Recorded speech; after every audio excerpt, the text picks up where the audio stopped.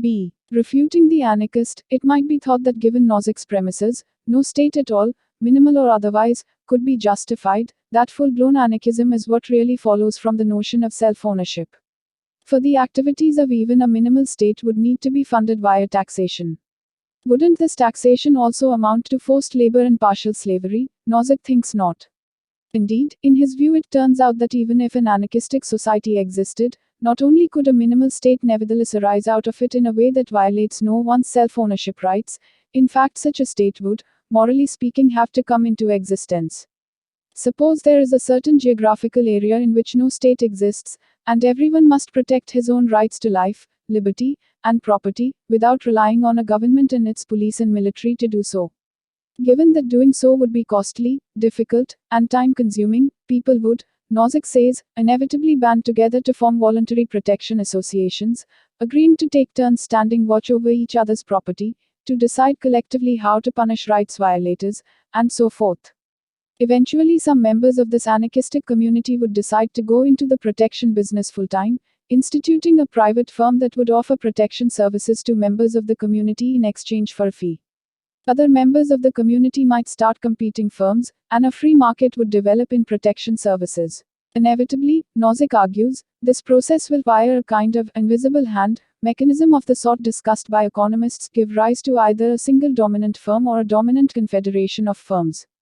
For most people will surely judge that where protection of their lives and property is concerned, nothing short of the biggest and most powerful provider of such protection will do, so that they will flock to whatever firm is perceived as such, and the snowball effect this will create will ensure that the firm ends up with an overwhelming share of the market.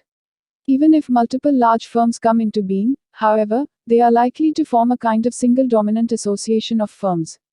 For there will be occasions when the clients of different firms come into conflict with one another, one client accusing the other of violating his rights, the other insisting on his innocence. Firms could go to war over the claims of their respective clients, but this would be costly, especially if, as is likely, such conflicts between clients became frequent.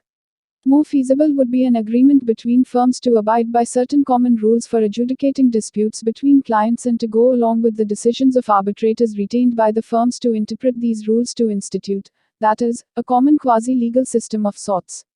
With the advent of such a dominant protection agency or confederation of agencies, an organization comprised essentially of analogues of police and military forces and courts of law, our anarchistic society will obviously have gone a long way toward evolving a state, though strictly speaking, this agency is still a private firm rather than a government.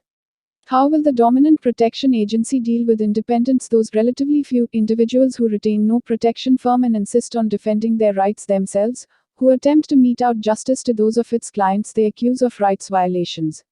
Will it allow them to try and punish its clients as they see fit? Nozick argues that the dominant agency will not allow this and, morally speaking, must not.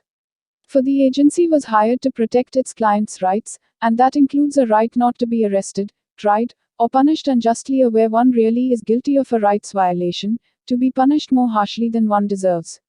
Of course its clients might really be guilty, but the point is, so long as the dominant agency doesn't itself know that they are, it cannot allow them to be punished. The dominant agency must, accordingly, generally prohibit independents from defending their own rights against its clients. It must take upon itself the exclusive right to decide which of its clients is worthy of punishment, and what sort of punishment that ought to be. In doing so, however, it has taken on one of the defining features of a state, namely, a monopoly on the legitimate use of force. It has become what Nozick calls an ultra-minimal state. In doing so, however, the dominant agency seems to have jeopardized the rights of independents, for though it has rightly prohibited those independents from exacting justice on its own clients, lest they inflict unjust punishments, it has thereby also left them unable to defend their own rights. To avoid committing an injustice against independents, then the dominant agency or ultra-minimal state must compensate them for this. It must, that is, defend their rights for them by providing them the very protection services it affords its own clients. It can, Nozick says, legitimately charge them for this protection, but only the amount that they would have spent anyway in defending themselves. The end result of this process, though, is that the ultra-minimal state has taken on another feature of a state, namely the provision of protection to everyone within its borders. Moreover, in charging everyone for this protection it engages, in effect, In a kind of taxation, though this taxation and only this taxation does not violate self-ownership rights, because the original clients of the agency pay voluntarily, while the later, formally independent, clients are charged only an amount they would have spent anyway for protection. The ultra-minimal state has thus become a full-fledged minimal state. A minimal state would thus inevitably arise out of an originally anarchic society, given both practical circumstances and the moral requirements concerning the prohibition of potentially rights-violating self-defense and compensation for this prohibition binding on any agency acting to enforce the rights of others. And it would do so in a way that violates no one's rights of self-ownership. So the anarchist can have no principled objection to it. Nozick's conception of the origins of the state is reminiscent of the social contract tradition in political thought represented by Hobbes, Locke, Rousseau, and, in contemporary thought, Rawls.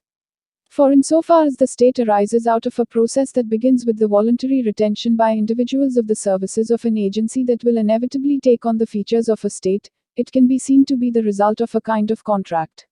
The details of the state originating process in Nozick's account are very different from those of other social contract accounts, however, and, most importantly, for Nozick, unlike other social contract theorists, individual rights do not result from, but exist prior to, any social contract, and put severe constraints on the shape such a contract can take. Furthermore, the parties to the contract in Nozick's conception are to be imagined very much on the model of human beings as we know them in real life, rather than along the lines of the highly abstractly conceived rational agents deliberating behind a veil of ignorance, in Rawls's original position, thought experiment.